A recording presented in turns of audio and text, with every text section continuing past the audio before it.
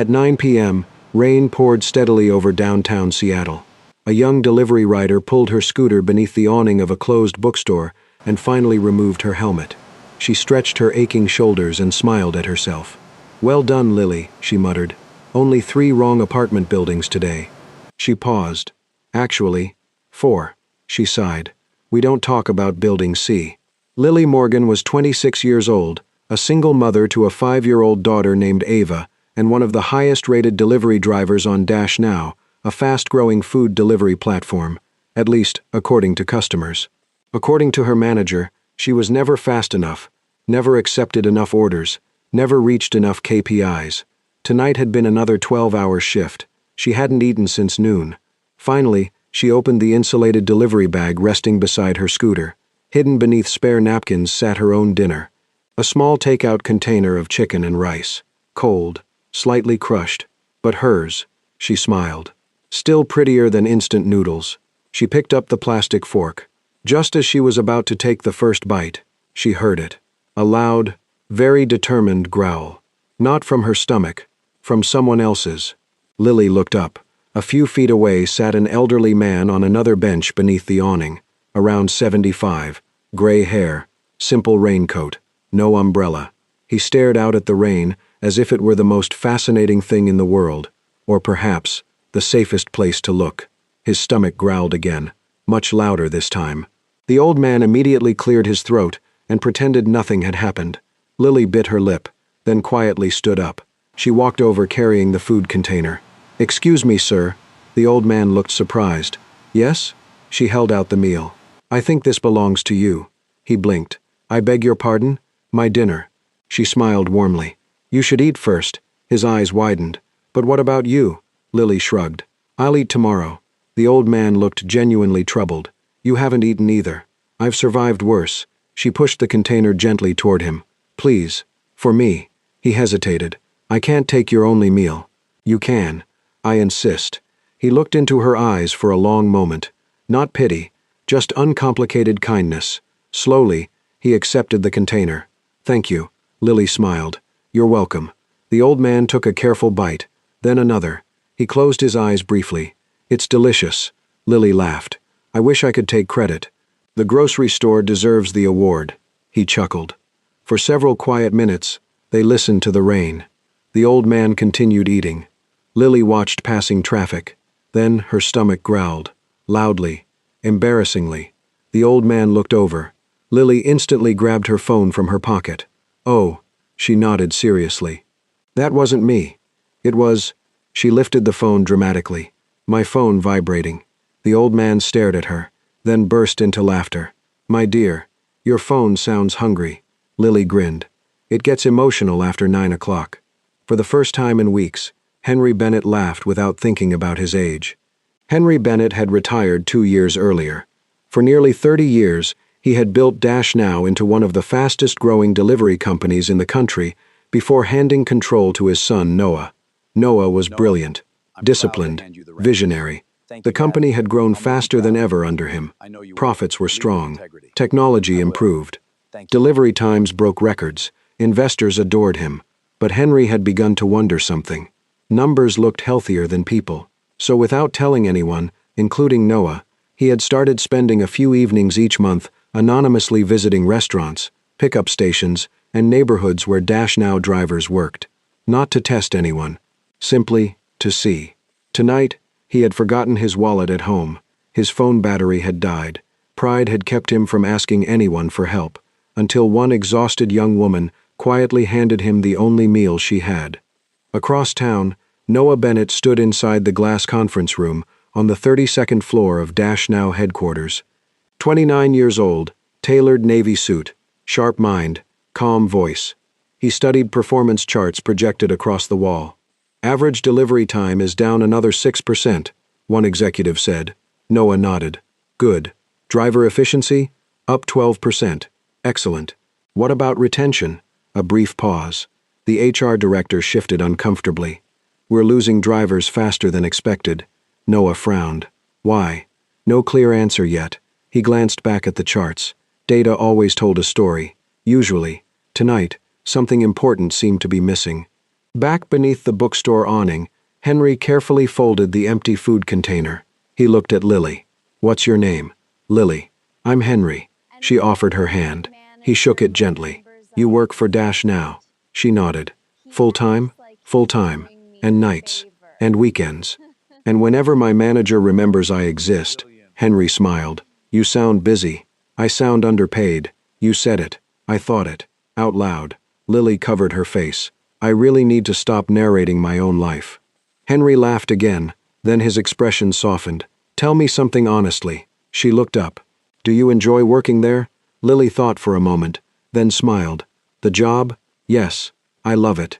"You do?" "I meet interesting people every day. You helped one tonight." She shrugged. "That's the best part." Henry nodded slowly. "And your manager?" Lily's smile became noticeably smaller. "Well?" She glanced toward the rain, then back at Henry. "The job is wonderful. My manager." She stopped herself, shook her head, then smiled again. "No. Let's not ruin your dinner." Henry looked at the young woman sitting across from him. She was hungry, exhausted, cold, yet somehow still more concerned about protecting a stranger's appetite than complaining about her own pain. For reasons he could not yet explain, Henry had a feeling he had just met the kind of employee every company hoped it had, and almost never noticed. Back beneath the bookstore awning, Henry carefully folded the empty food container. He looked at Lily. "What's your name?" "Lily." "I'm Henry." She offered her hand. He shook it gently. "You work for Dash now." She nodded. "Full time. Full time. And nights. And weekends. And whenever my manager remembers I exist." Henry smiled. "You sound busy." "I sound underpaid." "You said it. I thought it. Out loud." Lily covered her face. "I really need to stop narrating my own life." Henry laughed again. Then his expression softened. "Tell me something honestly." She looked up. "Do you enjoy working there?" Lily thought for a moment, then smiled. "The job? Yes. I love it." "You do?" "I meet interesting people every day. You helped one tonight." She shrugged. "That's the best part." Henry nodded slowly. "And your manager?" Lily's smile became noticeably smaller. "Well," she glanced toward the rain, then back at Henry. "The job is wonderful. My manager." She stopped herself, shook her head, then smiled again. "No. Let's not ruin your dinner." Henry looked at the young woman sitting across from him. She was hungry, exhausted, cold, yet somehow still more concerned about protecting a stranger's appetite than complaining about her own pain. For reasons he could not yet explain, Henry had a feeling he had just met the kind of employee every company hoped it had, and almost never noticed. The next morning, Henry Bennett walked into Dash Now headquarters without an appointment. That alone was enough to disturb the natural order of the building. Receptionists straightened. Executives slowed down. One intern nearly dropped a tray of coffees when he realized the elderly man in the simple raincoat was the founder whose portrait still hung near the main lobby. Henry smiled at everyone, then walked straight to the private elevator. On the 32nd floor, Noah Bennett was reviewing quarterly projections when his assistant appeared at the conference room door, looking deeply unsettled. "Your father is here." Noah looked up. "My father is in Palm Springs." Apparently, Palm Springs moved to the elevator. Before Noah could respond, Henry stepped into the room. "Noah." "Dad?" Henry glanced at the charts on the screen. "Still measuring human beings in percentages, I see." The executives froze. Noah stood. "Can we have the room?" The room emptied very quickly. Noah walked toward his father, concern replacing surprise. "Are you all right?" Henry took off his coat and sat down at the conference table. "I had dinner last night." Noah blinked. "That's good? A delivery driver gave it to me." Noah frowned. "One of our drivers?" "Yes." "Why?" "Because I was hungry." Noah stared at him. "You were hungry. I forgot my wallet. My phone died. It was raining. I was embarrassed. Very dramatic. You would have hated the inefficiency." Despite himself, Noah almost smiled. "Dad, why didn't you call someone? With my dead phone? Borrow one." And explain to a stranger that the founder of Dash Now couldn't obtain dinner in downtown Seattle while standing beneath a bookstore sign that said "New Arrivals." Noah rubbed his forehead. "You're impossible." Henry leaned forward. "No, I was lucky." The humor left his voice. "A young woman who looked like she hadn't eaten all day handed me her only meal." Noah went still. She works for us? Yes. Who? Henry shook his head. Not yet. Dad, I'm not here to give you a name so you can solve one person's problem and ignore the system that made her hungry. Noah's jaw tightened slightly. Our driver support metrics have improved. Henry pointed at the screen. Metrics don't get stomach aches. Noah said nothing. Henry's voice softened, but his words landed hard. Do you know your employees are skipping meals to hit your KPIs? Noah's answer came too fast. No. That was not a question that deserved speed. Noah looked toward the city through the glass wall. We have incentive programs, break guidelines, support channels. Do they work? The data says. Henry raised one eyebrow. Noah stopped. His father had used that same look when Noah was 16 and insisted he understood the basics of doing laundry, right before turning every white shirt pale blue. Henry folded his hands. You don't know. Noah exhaled. I know what the reports say. Then today, stop reading reports. Noah looked back. What do you want me to do? Henry smiled. Deliver food. Noah stared at him. No. Yes. I run the company. Then you should know how it runs. I have meetings. Cancel them. A board call. Reschedule. Dad, I can't just put on a helmet and start delivering orders. Henry stood. I already signed you up. Noah's eyes narrowed. You did what? Temporary driver account. Background cleared. Very impressive process, actually. Your app asked if I had a bicycle, scooter, or car. I selected son. Noah closed his eyes. Henry patted his shoulder. Wear comfortable shoes. By noon, Noah Bennett stood outside a Dash Now driver hub, wearing a plain black jacket, a borrowed baseball cap, and the expression of a man experiencing consequences. Henry handed him an insulated delivery bag. You look nervous. I'm not nervous. You look like someone asked a spreadsheet to ride a scooter. Noah adjusted the cap lower. This is unnecessary. It is extremely necessary. The hub was crowded with drivers checking phones, collecting orders, and rushing in and out. No one recognized Noah. That bothered him more than it should have. A man in a red manager vest stood near the dispatch counter shouting names. Faster. If you reject orders, don't complain when your bonus disappears. Henry leaned toward Noah. That's David. Noah watched him. David barked at a young driver whose phone screen was cracked. You were 4 minutes late yesterday. That puts you under threshold. There was an accident on 5th. Not my problem. Noah's face hardened. Henry said quietly, keep watching. Noah accepted his first order, then his second. Within an hour, his polished view of operations began to fall apart. The pickup address was wrong. The app sent him behind a building with no entrance. A restaurant made him wait 18 minutes, then blamed the driver. A customer changed the drop-off instructions 3 times and still rated him poorly for being confused.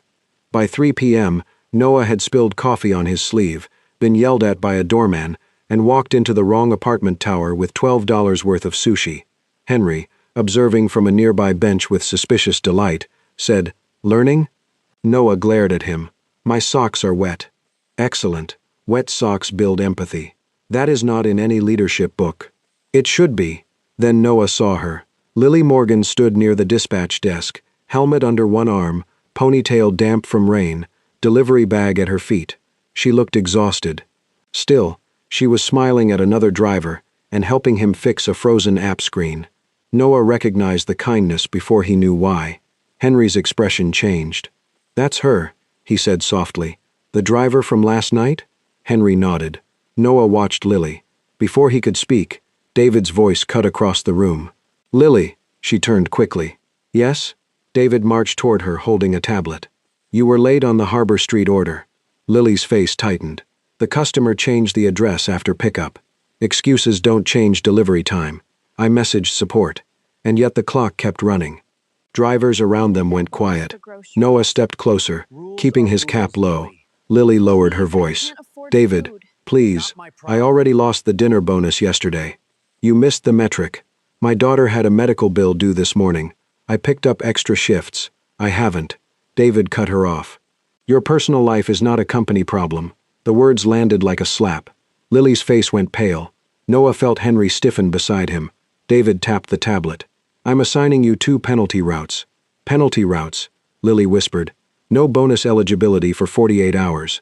Her eyes filled instantly. She tried to blink the tears back, but exhaustion was faster than pride. "David, please," she said. "I just paid the clinic. I need that bonus for groceries." David leaned closer. "Then maybe deliver faster." Noah moved before thinking. Henry caught his arm. "Not yet." Noah looked at his father, furious.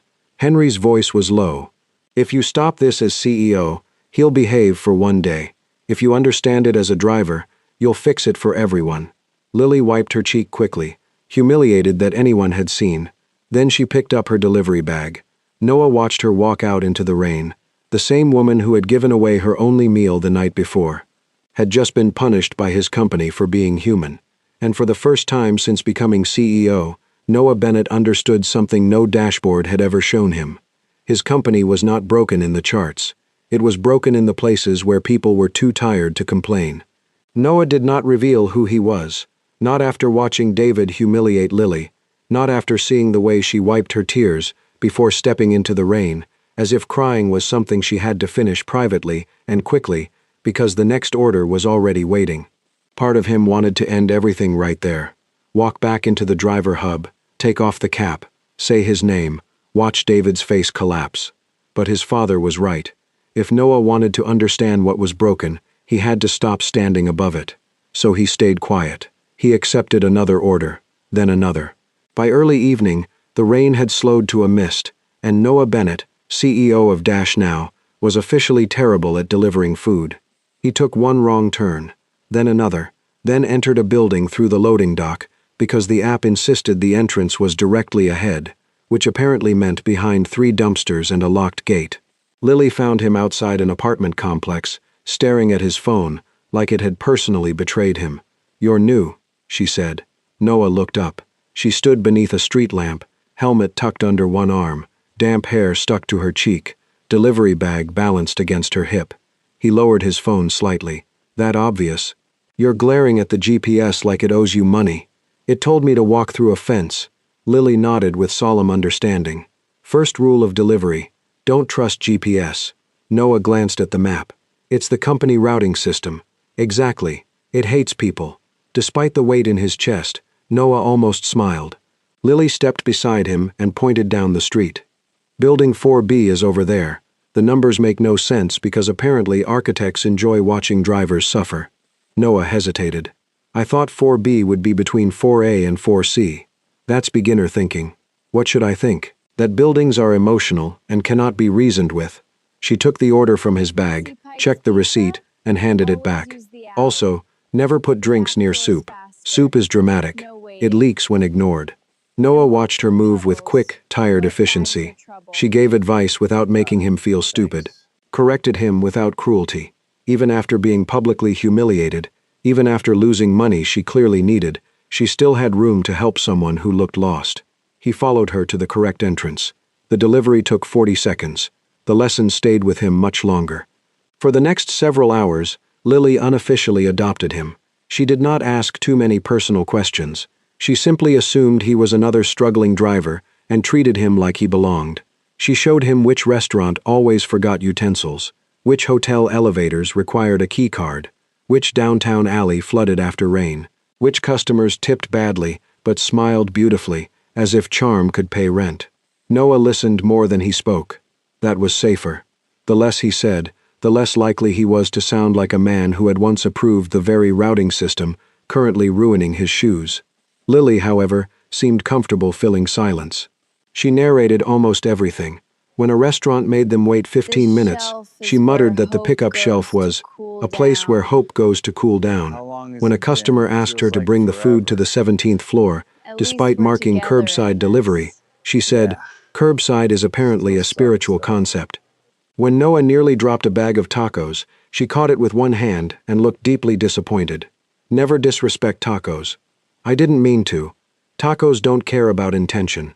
By the time they reached a small public plaza near the waterfront, Noah's legs ached, his phone battery was low, and his respect for every driver in the company had quietly doubled. Lily sat on a bench and pulled a wrapped pastry from her backpack. It was small, slightly smashed, probably meant to be her lunch hours ago. She looked at it, then at Noah. "You ate today?" He started to answer yes. then remembered he had eaten nothing but half a protein bar in his office that morning.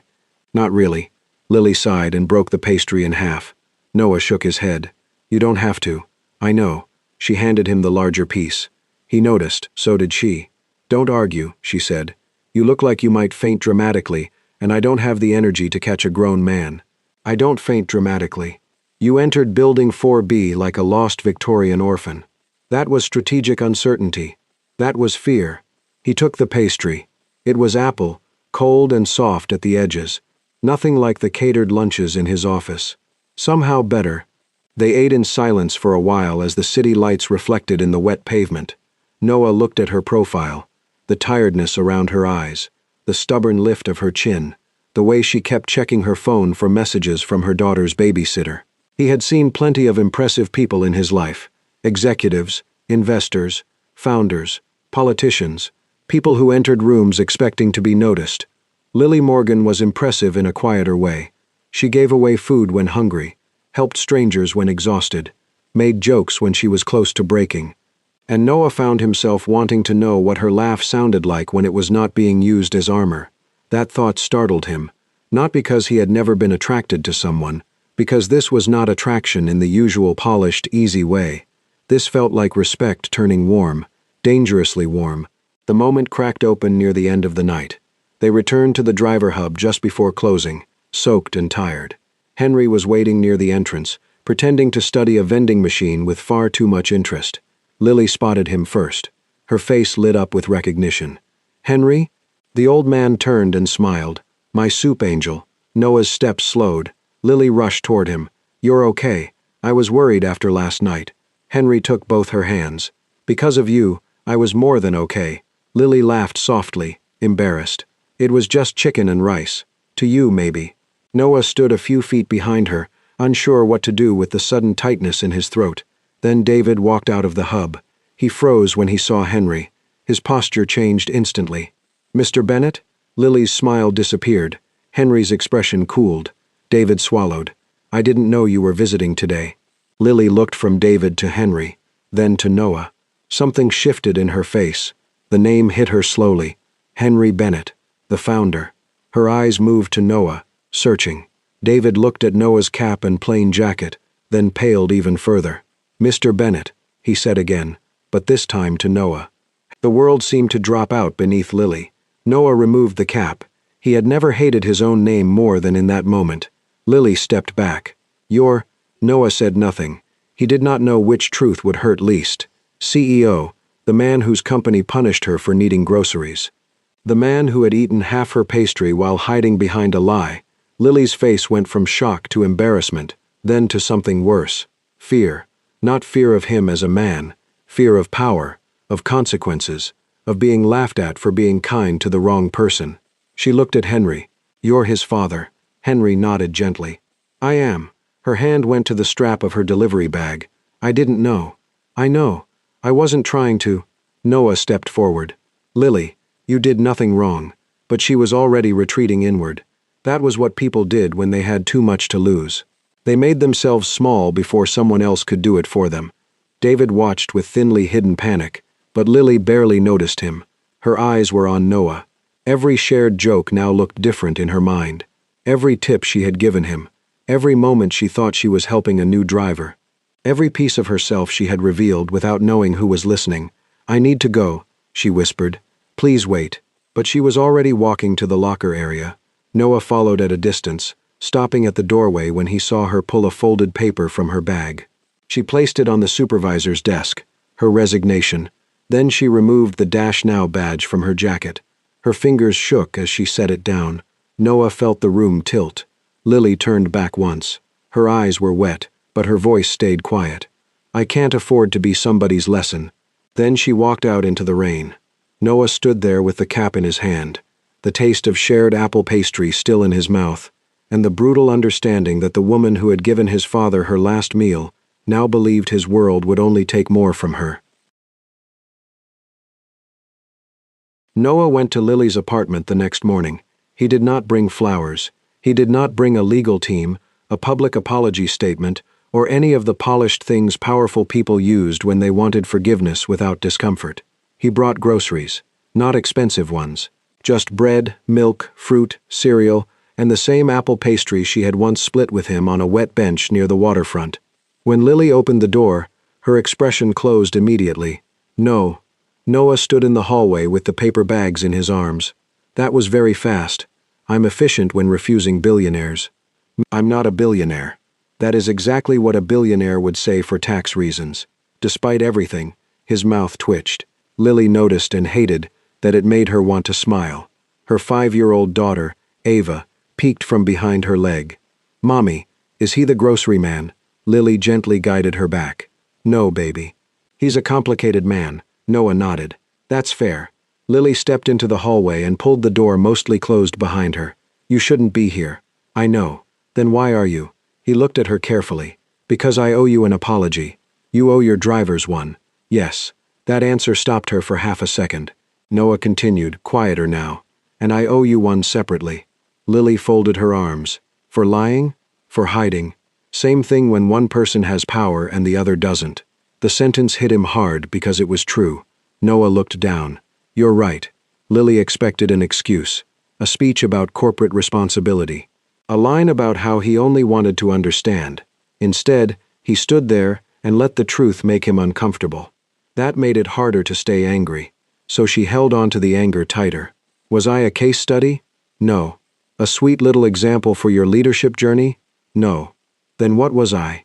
Noah's eyes lifted to hers. "The first person who made me ashamed of the company I built." Lily's throat tightened. He took one small step forward, then stopped, careful not to crowd her. "I didn't come because of the meal you gave my father." She looked away. "I'm sure that helped." "It did. But that's not why I came." "Then why?" His voice softened. "Because of you." The hallway went very quiet. Noah continued, before she could retreat behind another joke. "Because you were exhausted, and still kind. Because you were humiliated, and still helped a new driver. Because you had half a pastry, and gave me the bigger half." Lily blinked fast. "That was because you looked pathetic." "I was pathetic. You walked into a loading dock. I deserved the smaller half." A tiny laugh escaped her before she could stop it. Noah smiled, then grew serious again. "I don't want your pity, Lily, and I don't want you to accept mine." "Then what do you want?" "I want to fix what hurt you, and I want you to know that what I felt yesterday wasn't pity." Lily's hand tightened around the edge of the door. "What was it?" Noah looked at her like the answer scared him. "Respect." For a moment, she could not speak. Then Ava's voice came from inside. "Mommy, the complicated man brought bananas." Lily closed her eyes. Noah looked down at the grocery bag. "They're for her." Lily opened her eyes again. "Don't buy my forgiveness." "I'm not trying to." "Then take the groceries back." "I can't." "Why?" "Ava has already emotionally claimed the bananas." Lily hated him a little for being funny at the wrong time. She hated herself more for almost laughing again. Finally she took the bags, but she did not invite him in. Noah accepted that. Before leaving, he said, "You resigned because you thought you'd be punished." Lily stared at him. "I resigned because I'm tired of being scared." Noah nodded slowly. "That ends today." It did not end with a speech. It began with records. Noah ordered an internal audit of the driver hub Lily worked from, and 3 others under David's regional control. He brought in finance, HR, legal, and an outside employee rights consultant Henry personally recommended. Within 48 hours, the picture became ugly. Penalty routes were not official policy. David had created them. Bonus disqualifications had been manually altered. Complaint tickets from drivers had been closed without review. Break time guidelines were being ignored. Worse, incentive funds meant for top-rated drivers had been redirected into a regional performance pool that David controlled. Noah read the findings alone in his office at 2:13 a.m. Each page felt like an accusation, not because he had signed David's orders, because he had built a company where David could hide behind speed, efficiency, and numbers long enough to hurt people. Henry entered quietly and placed a cup of coffee on the desk. Noah did not look up. "I missed it." Henry sat across from him. "Yes." Noah expected comfort. His father did not give it. "That's what happens when leaders only look where things are clean." Noah closed the file. "I thought I was building something better." "Then build it now." The all-company meeting was called for Friday morning. Every driver in the Seattle region was invited. So were managers, executives, support staff. Noah made sure David was there. David arrived in a dark suit, pale but still pretending confidence. He had clearly assumed damage control would mean sacrificing someone small, someone like Lily. And when Lily walked in hesitantly with Ava beside Henry, David's eyes sharpened. He almost smiled. Noah saw it. So did Lily. Her shoulders tightened. Henry leaned toward her. "Don't let frightened men make you feel small," Lily whispered. "I'm trying." Ava looked around the large meeting room. "Mommy, are you in trouble?" Lily forced a smile. "I don't know yet, baby." Noah heard that. It almost broke him. He stepped onto the small stage. The room quieted. Behind him, the Dash Now logo glowed on the screen. For the first time, Noah hated how clean it looked. "My name is Noah Bennett," he began. "Most of you know me as the CEO of this company." A few drivers shifted uncomfortably. Over the past several days, I worked one shift as a delivery driver, not as a publicity campaign, not as a test, as an apology I should have made years ago. David's face turned gray. Noah continued. "What I saw was not weakness from drivers. It was courage. It was patience. It was people solving problems our systems created and then being punished for not making those problems invisible." The room was completely silent now. Noah looked toward Lily. She stood frozen near the back, one hand holding Ava's. I also saw cruelty disguised as management. David took a step forward. "Mr. Bennett, if I may clarify." "No." The word cut through the room. David stopped. Noah lifted a folder. The audit found unauthorized penalty routes, manipulated bonus records, closed complaints, and misdirected incentive funds. Murmurs spread through the crowd. David's mouth opened, but nothing came out. Noah's voice remained calm. "The person leaving this company today is not Lily Morgan." Lily's breath caught. Noah turned toward David. "It's you." David stared at him. "What?" "Effective immediately. Your employment is terminated. Legal will contact you regarding the missing incentive funds." For 1 second, no one moved. Then someone clapped. A driver near the front, then another. Then the whole room erupted. Not polished applause.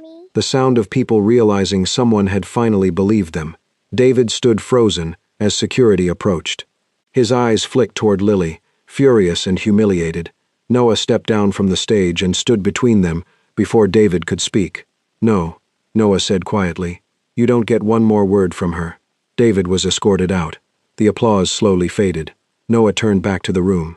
"This does not fix everything. Firing one bad manager does not erase the system that protected him." He took a breath.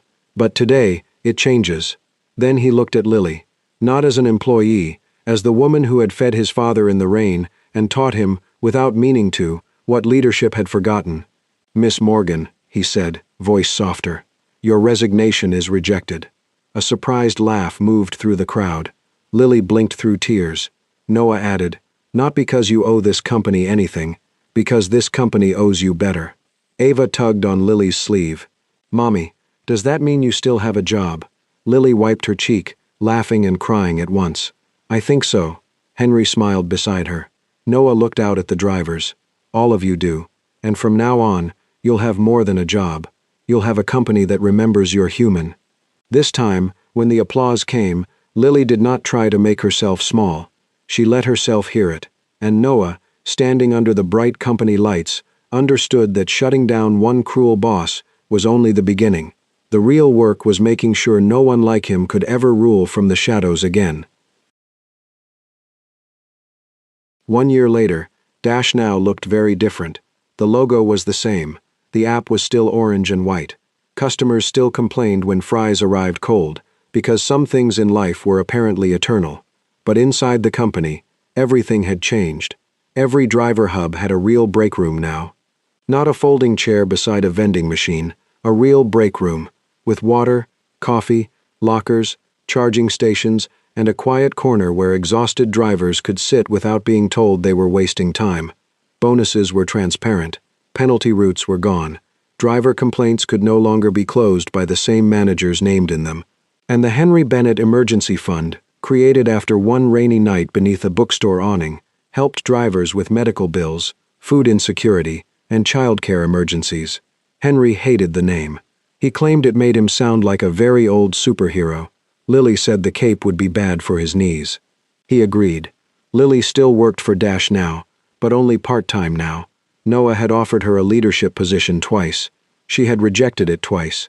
Not because she was afraid, because, as she told him, I love helping people. I do not love meetings with graphs that look like spaghetti having anxiety. So they created a role that actually fit her. Driver mentor.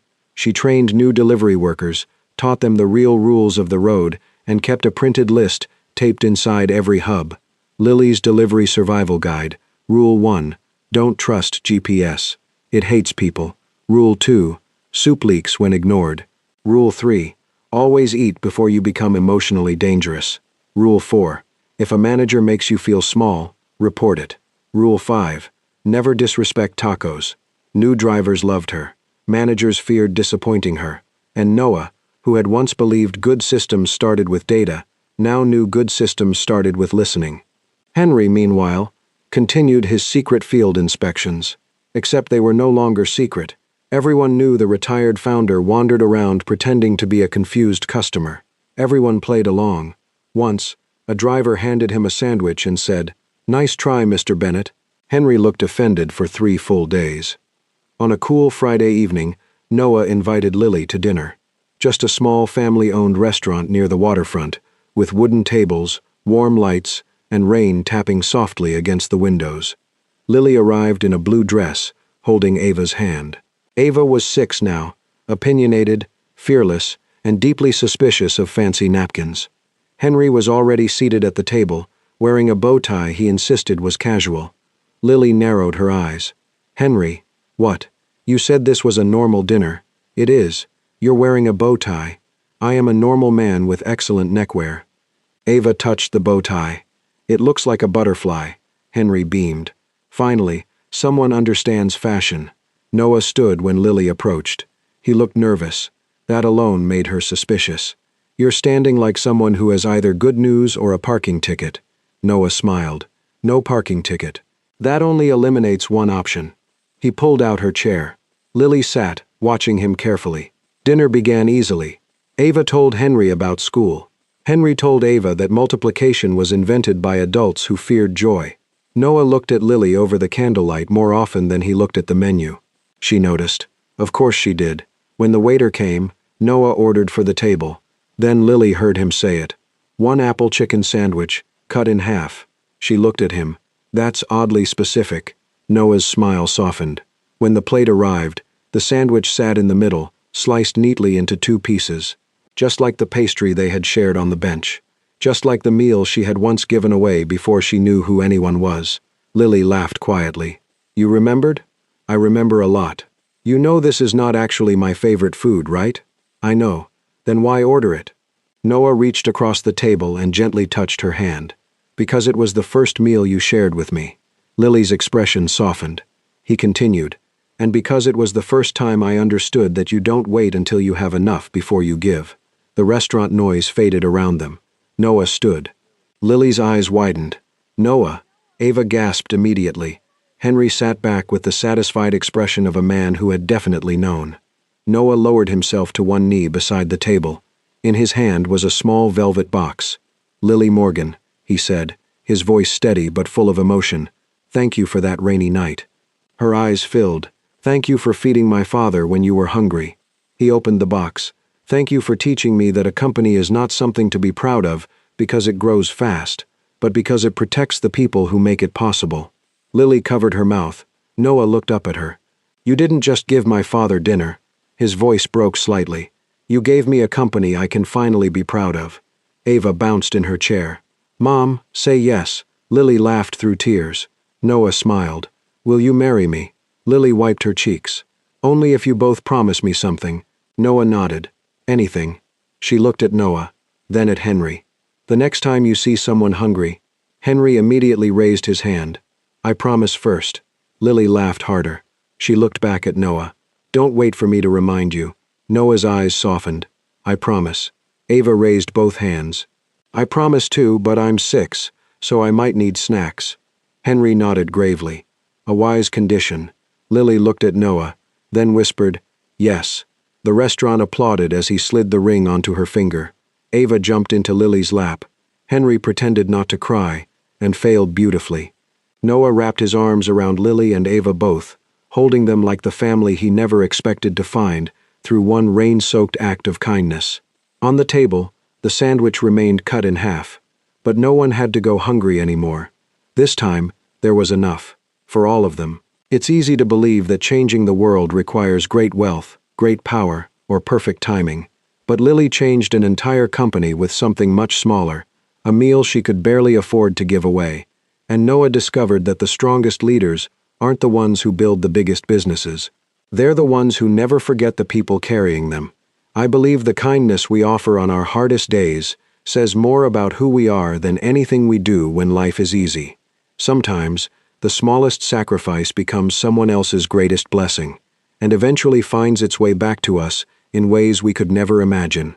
So let me ask you, if you only had one meal left, would you have shared it with a stranger?